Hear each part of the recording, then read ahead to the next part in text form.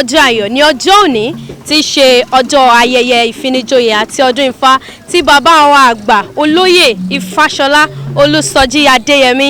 Gbogbo ènìyàn ti péjọpọ̀ láti bá bàbá wa ṣe ayẹyẹ.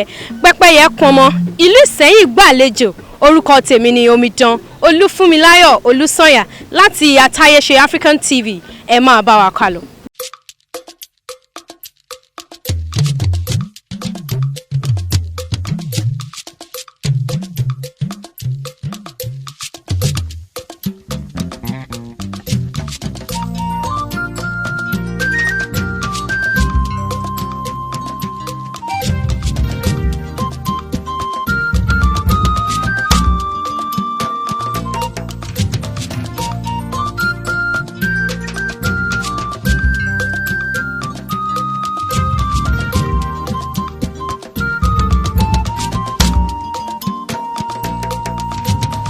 Epo biriki orí ebèrè yàgòyà